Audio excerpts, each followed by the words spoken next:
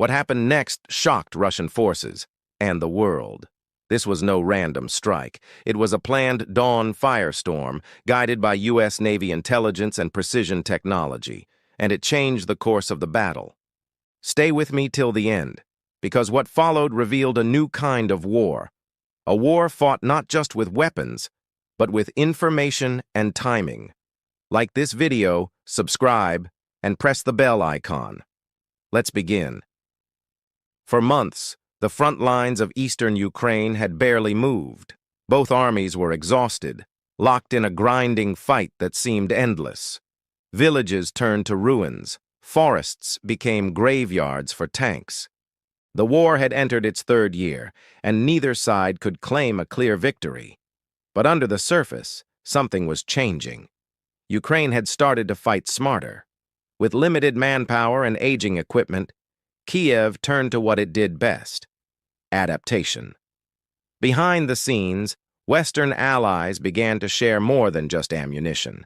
They shared data, satellite images, electronic intercepts, real-time intelligence that could tip the balance.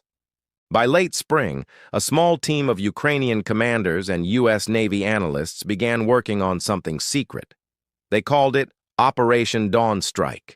It was not a massive offensive or a public show of power. It was a surgical retaliation, a single devastating blow meant to cripple a key Russian front-line command hub. The target sat deep behind enemy lines, a Russian field headquarters near the city of Tokmak in southern Zaporizhia. It was heavily fortified, protected by layers of air defense systems and electronic jamming gear. Inside, Russian officers were planning the next push toward Ukrainian-held cities, but they didn't know that their every move was being watched. Far above the battlefield, U.S. Navy satellites tracked thermal signatures, the heat of engines, generators, and human movement. These were shared through encrypted channels with Ukrainian command. Every hour, analysts mapped where Russian logistics convoys stopped, where troops regrouped, and when their radar arrays went silent for maintenance. Ukraine used this information carefully. It wasn't about firing more rockets. It was about firing the right rockets at the right time. In early June, the plan came together. Ukrainian General Oleksandr Tarnavsky approved a joint strike, combining long-range HIMARS rocket systems, local drone reconnaissance, and U.S. provided targeting data. The attack would happen before sunrise, when visibility was low, when the Russian camp was least alert. The timing was everything. At 3:40 a.m., small Ukrainian drones lifted off from hidden launch sites miles away. They flew silent, low to the ground, scanning enemy defenses. Their feeds streamed live to the operation room in Dnipro, where analysts confirmed what they had been waiting for. The Russian command convoy had arrived at Tokmak overnight. This was the moment. Ukraine's strike group was ready, batteries of HIMARS launchers positioned under camouflage nets, each loaded with GPS-guided rockets. The U.S. Navy's Satellite Coordination Center, operating in the background, confirmed the weather was clear and the target grid was accurate to within 2 meters. Inside the Ukrainian command room, the digital clock ticked. 4:20 a.m. Communications officers relayed the final clearance code. T-3 minutes. Soldiers checked launch angles. The air felt heavy like the moment before a storm. Then came the order. Execute dawn strike. Across the steppe, a series of flashes lit the horizon. Dozens of rockets soared into the sky, their trails bright against the night. The silence of the dark plains broke into a rolling thunder. Far behind enemy lines, Russian troops had no warning. Their radar systems were jammed moments before impact. A move coordinated through cyber warfare teams in Kiev with U.S. support. The first explosions struck seconds apart. Fuel depots erupted. Communication towers folded. Armored vehicles turned into burning wrecks. Within minutes, the entire area was engulfed in chaos. For the first time in months, Ukrainian commanders felt the upper hand. Not through numbers or size, but through precision and intelligence. The U.S. Navy's role was never officially acknowledged. But intelligence briefings leaked days later showed that American reconnaissance assets, including P-8A Poseidon patrol aircraft in the Black Sea, had supported the targeting data during the strike window. This was a quiet signal to Moscow. The West could see everything. After the firestorm, Russian field communications went silent for nearly 40 minutes. Their chain of command broke down. Reinforcements were confused, unsure where to go or who was still alive. Ukrainian artillery exploited the chaos, striking secondary supply lines and transport routes. By sunrise, the battle was over. Russian losses were massive. Dozens of vehicles destroyed, officers missing, ammunition stores gone. But what mattered most wasn't just the damage, it was the message. Ukraine had proven it could strike deep, fast, and with surgical accuracy.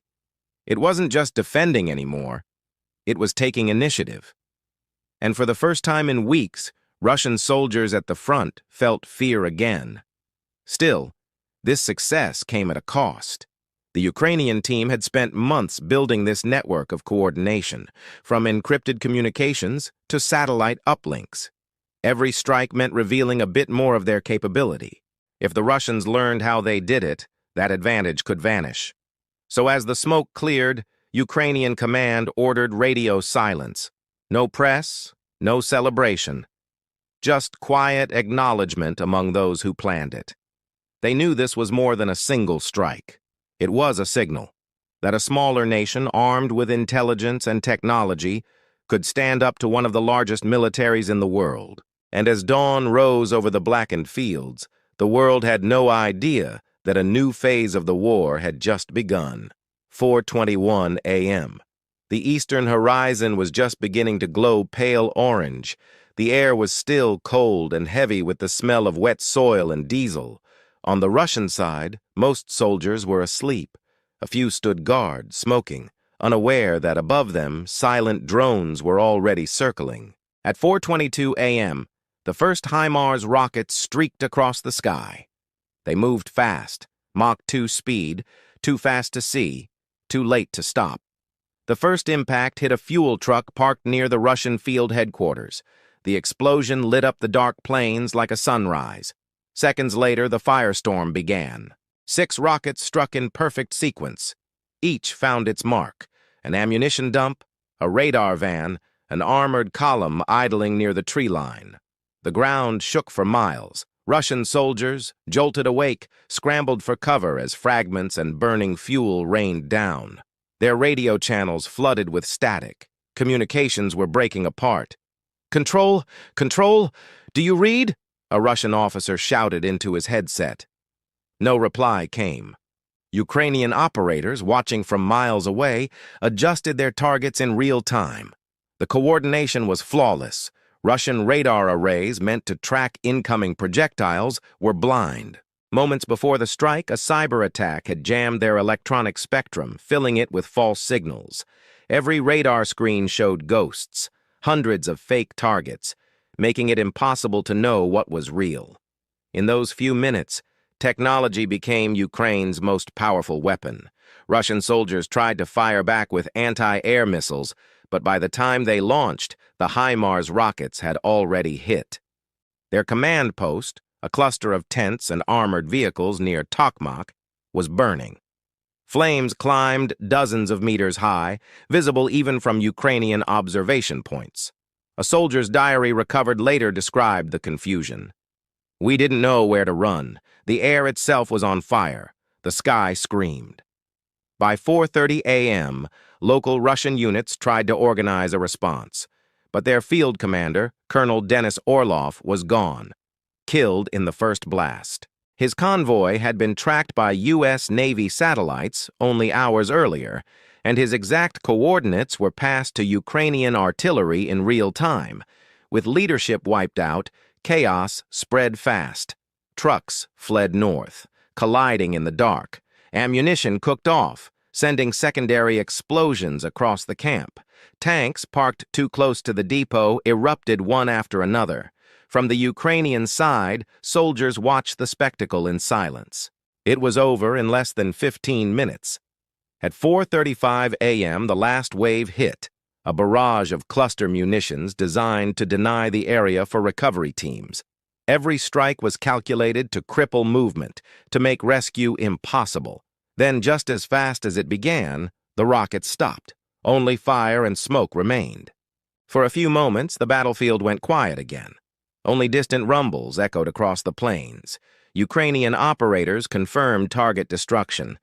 Over encrypted channels, they received a coded message from NATO's observation desk. Objective achieved. No counterfire detected. As daylight broke, reconnaissance drones returned with footage of total devastation. The Russian base had been reduced to black craters and twisted steel. Satellite images later showed that nearly 80% of the command infrastructure in the area was destroyed. At least 120 Russian personnel were confirmed killed, including several officers and signal specialists. The strike also wiped out key ammunition supplies and fuel stocks, crippling Russian logistics in the southern corridor for weeks. Russian state media remained silent for almost 2 days. When reports finally surfaced, they described it as a localized fire caused by negligence. But intercepted communications told another story: panic, confusion, and breakdown in command. Meanwhile, in Kyiv, the success of Operation Dawn Strike spread quietly through the ranks. No public celebration, no official statement, only satisfaction and relief. They had pulled off one of the most precise operations of the war so far. But the victory was not just physical, it was psychological. Russian troops across the front began to fear the early morning hours, the time before dawn when the sky could erupt without warning. Ukrainian social media soon nicknamed it the Hour of Fire. By afternoon, NATO analysts confirmed what Ukraine had achieved: the largest single loss of Russian equipment in the Tokmak sector since the start of the invasion. The strike had destroyed at least 25 vehicles, 2 command centers, and 3 major supply caches. The data came from infrared satellite imagery captured by U.S. Navy sensors positioned over the Black Sea. The satellites had tracked heat blooms from secondary explosions for nearly an hour after the initial strike.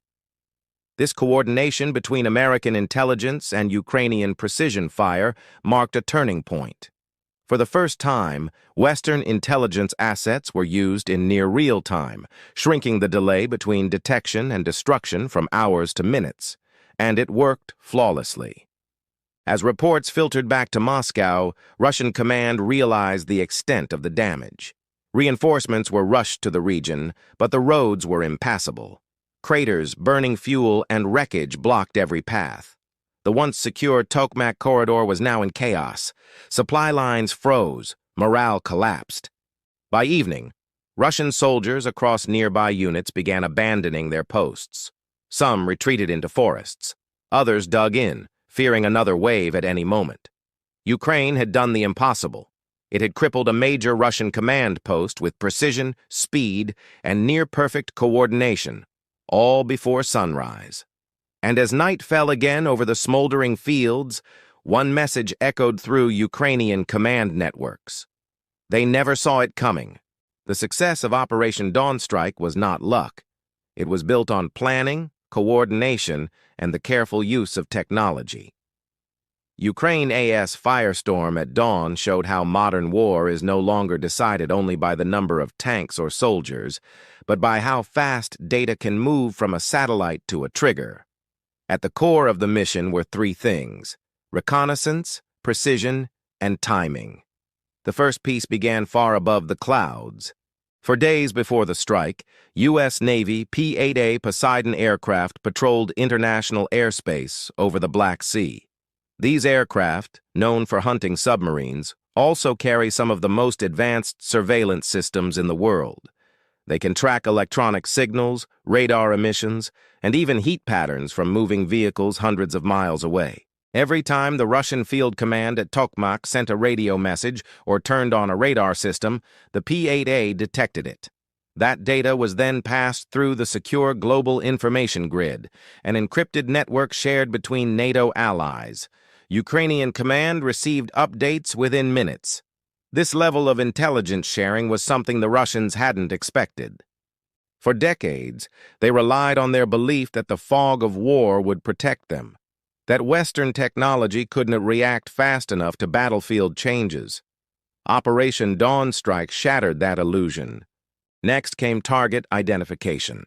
Ukrainian drones, small, low-cost quadcopters made with commercial parts, confirmed visual details. Their operators flew them at low altitude to avoid detection, often just meters above the ground. Using infrared cameras, they marked fuel trucks, ammunition piles, and command tents. Those coordinates were logged and cross-checked with satellite imagery. Nothing was left to chance. When all data matched, it was uploaded to a fire control system connected to Ukraine's HIMARS launchers. These are high-mobility artillery rocket systems supplied by the United States. Each HIMARS vehicle can fire 6 precision-guided rockets, each one accurate to within 2 meters. But accuracy alone wasn't enough. The challenge was timing. The strike had to hit when the Russian units were most vulnerable, right after a resupply convoy arrived, before the vehicles dispersed. For that, Ukraine needed real-time eyes. That's where the U.S. Navy satellite relay played its quiet role. Using infrared imaging, it tracked heat signatures moving toward Tokmak during the night. Once analysts confirmed that the convoy had parked, the coordinates were updated automatically. The system used AI-based pattern recognition, which learned to tell the difference between trucks, tanks, and civilian vehicles. The final fire order was given based on that confirmation. Another hidden factor in the operation was electronic warfare. Minutes before the strike, Ukraine's cyber teams, working with NATO technicians, launched a coordinated jamming attack on Russian radar and communications. They flooded enemy frequencies with digital noise, blocking command channels and cutting off radar links. It lasted only a few minutes, just long enough to make Russian sensors go blind. This is called a denial window, a brief period when the enemy's electronic eyes are useless. In that window, the rockets fly. Even more impressive was the command network behind it all. Ukrainian units didn't need to rely on voice radio. Instead, they used encrypted satellite uplinks connected through Starlink terminals. These devices allowed secure communication even under jamming conditions. While Russian units struggled with disrupted lines, Ukrainian commanders were talking over stable links, sharing drone feeds and confirming strikes. The integration of these systems, drones, satellites, HIMARS, and cyber support, was something few nations have ever achieved under real combat. It was the digital version of combined arms warfare. A Pentagon analyst later called it a prototype of next-generation conflict. Even the logistics behind the strike showed precision.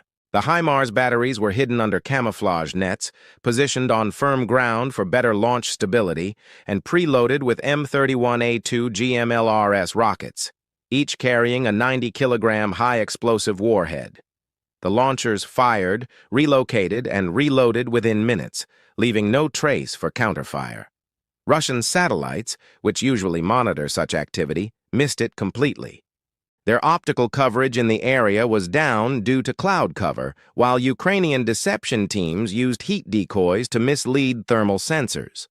By the time Russia realized what happened, the launchers were already miles away. Another layer of the operation was data synchronization.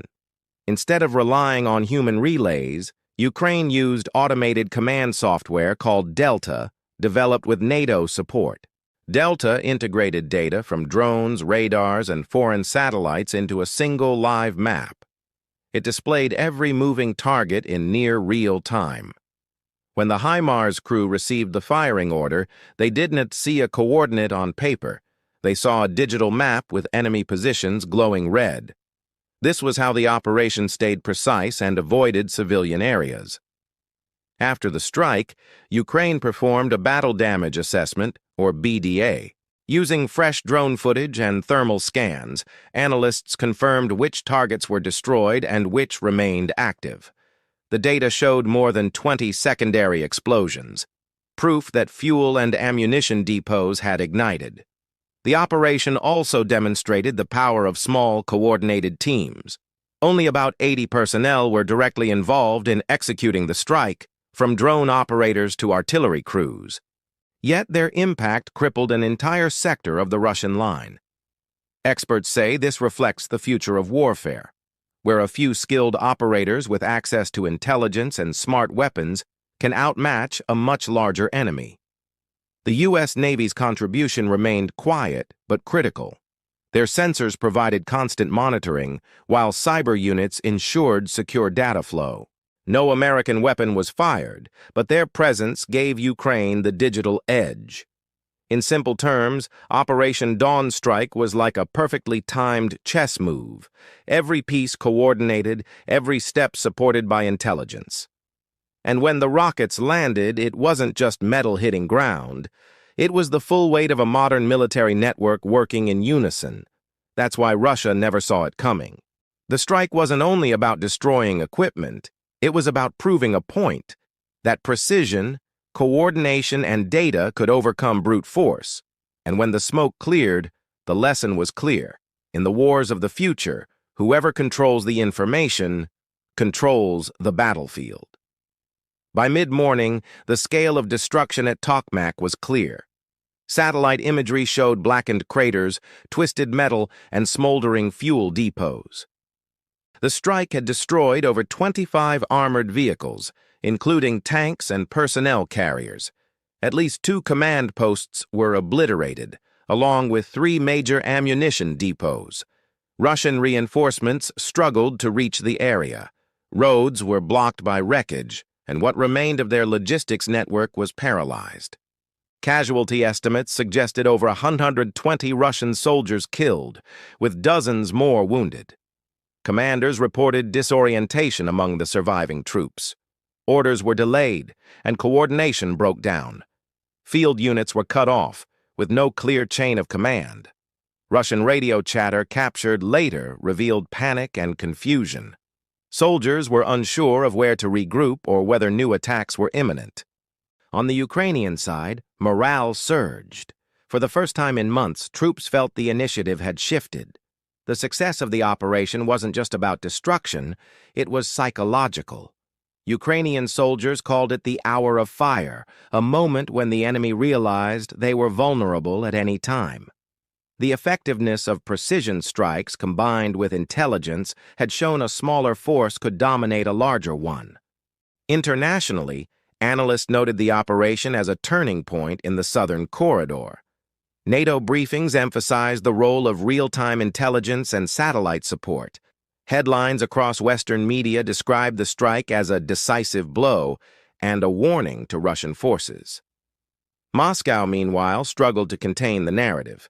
Initial statements claimed accidents or localized fires, but intercepted communications suggested otherwise. Russian troops were shaken, confused, and hesitant to advance. The strike's effects extended beyond Tokmak. Russian supply lines for the region were crippled.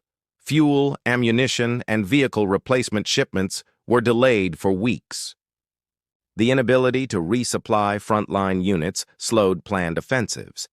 Ukrainian forces capitalized on this pause to fortify positions, regroup, and prepare for follow-up actions. Even the Pentagon commented carefully that it observed with interest the operation's results. While the U.S. denied direct involvement, analysts noted the strike highlighted the growing importance of coordinated intelligence in modern conflict. Satellite tracking, cyber support, and real-time data transfer were now just as critical as artillery firepower. By evening, Tokmak was silent. Fires burned in isolated pockets, and Russian units remained scattered. Ukrainian command confirmed all objectives were met. The strike had achieved not just tactical victories, but strategic messaging. Ukraine could hit deep, strike accurately, and maintain initiative in a sector previously dominated by Russian forces. In short, Operation Dawn Strike reshaped the battlefield. Russian units were forced to retreat, reevaluate their strategy, and operate with heightened caution.